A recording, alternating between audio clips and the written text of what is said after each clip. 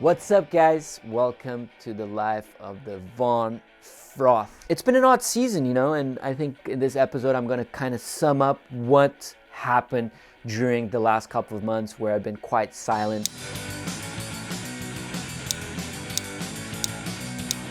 Years before, we had so much Nazaré action. Big swells after big swells. I ended up surfing some of the biggest waves of my life. This year, we had a kind of a taste of Nazaré in November, which I actually got some good waves in the afternoon. But it wasn't like one of those perfect Nazaré swells. It was kind of a build up to something bigger that never happened. Shortly after I got injured, I was out for 3 months. I was scratching my head like, holy shit, I'm gonna miss the Nazaré Toe Challenge. I'm gonna miss all these big swells. It's crazy, the Atlantic Ocean went completely flat. We haven't seen this in a long time. All the attention were shifted towards the Pacific. After spending 1 month in Hawaii, competing at the Vans Pipe Masters, I decided to come back home. I was home for a week and there was buzz about, that the eddy would run. First thing I know, I'm on a plane with Lucas Schumbo, Justine. We left with a 12-hour notice, packed our stuff, raced to Hawaii. For me, it was like, holy shit, I'm going back to Hawaii. I was there a week ago. I'm on the plane. The event just got canceled. I went from green to a no-go. And then I got a message from Bill Sharp. He sent me a message like, hey, there's this Cortez Bank mission happening. Do you want to join? And, I've been filming for HBO for the 100 for Wave. They were going to be a big part of it. They've been planning this trip for a long time. So I was like, Cortez Bank, that's the dream. I used to play Kelly Slater Pro Surfing on my PlayStation. Cortez Bank was the biggest wave in the whole game, So in the middle of the Pacific Ocean, 150 kilometers from San Diego, I decided, this is once in a lifetime. The opportunity to go to Cortez Bank is really unique. And, it was crazy, the operation that was going on. We had this big fishing boat. We had loaded 10 or 15 wave runners. All this crew running around, preparing all the stuff, the safety team, the cameraman team. There was a crew of 30 people. I felt like I was going to war. We got there the next morning to this most beautiful sunrise. The most incredible thing I've ever seen. We could see this wave breaking with perfect offshore winds. It was as clean as it can be. It's just like in the movies, it's just like in the magazines, it's just like in the game.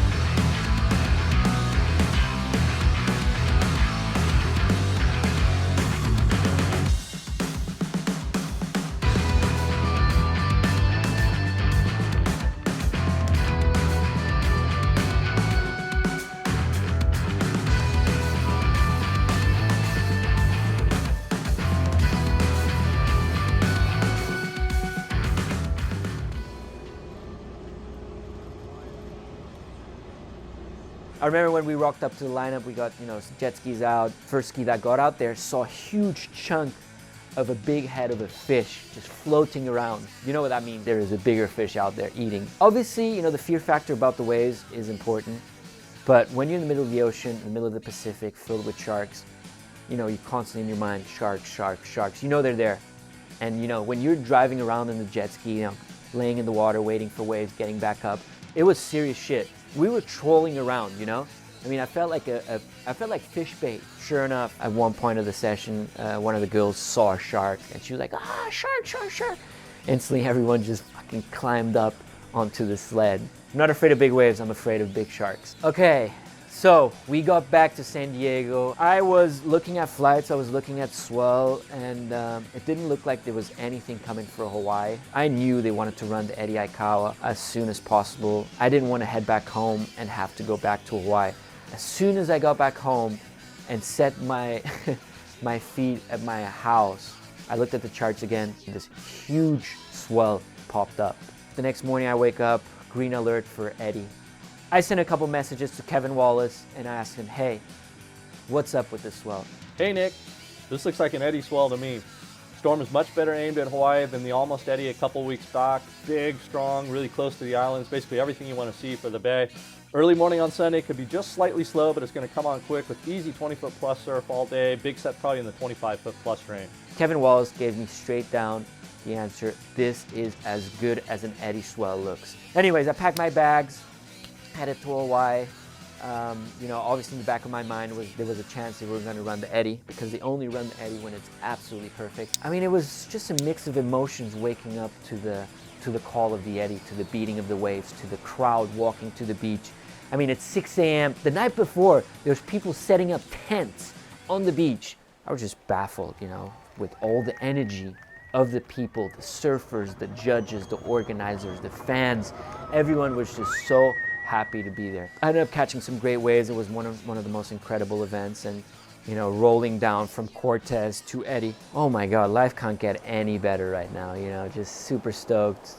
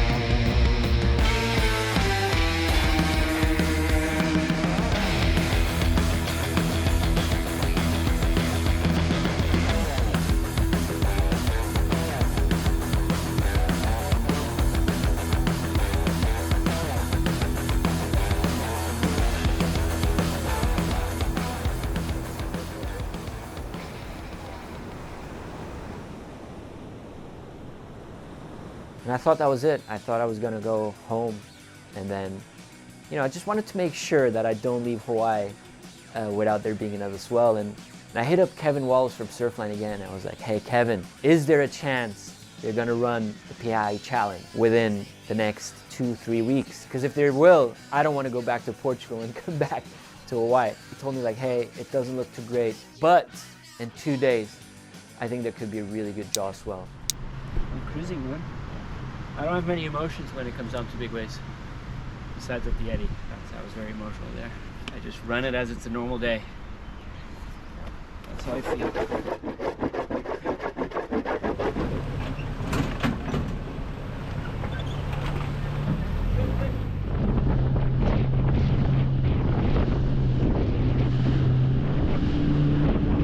Oh my God.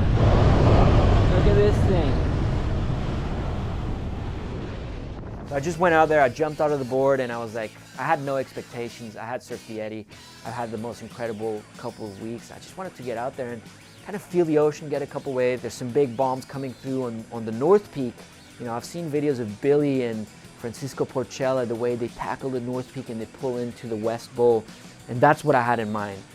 Sure enough, after half an hour sitting out there and ditching a couple waves, you know, and looking down and not going, my wave comes. There's no doubt inside of your mind, okay, this is my wave. So I put my head down, started paddling on this thing, and I just like, you know, started bottom turning, and I saw the thing just slow-moing, this huge barrel like coming out, and for split seconds I was like, am I gonna pull in or am I gonna go straight?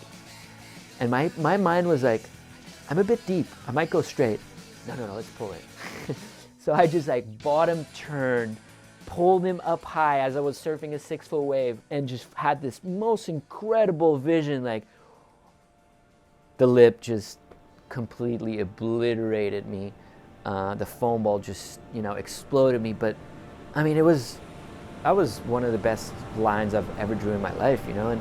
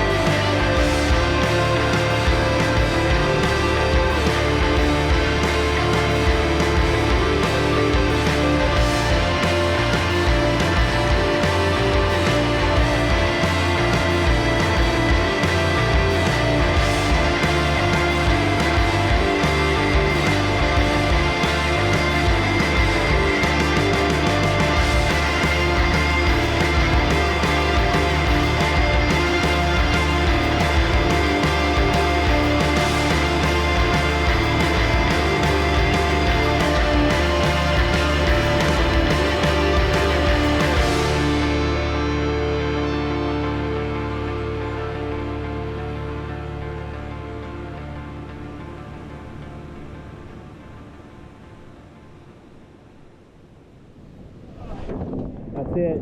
Ending of a great day. Ending of a great couple of weeks. It's been insane. From Portugal to Cortez Bank to the Eddy to Jaws. Never thought I'd be able to surf so many waves in such a short time. It's been good.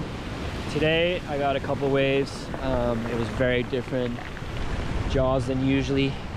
Took off on one on the North Peak, and I always imagined that line coming down from the North Peak into the West Bowl, and I saw the curtain just fucking barreling on top of me.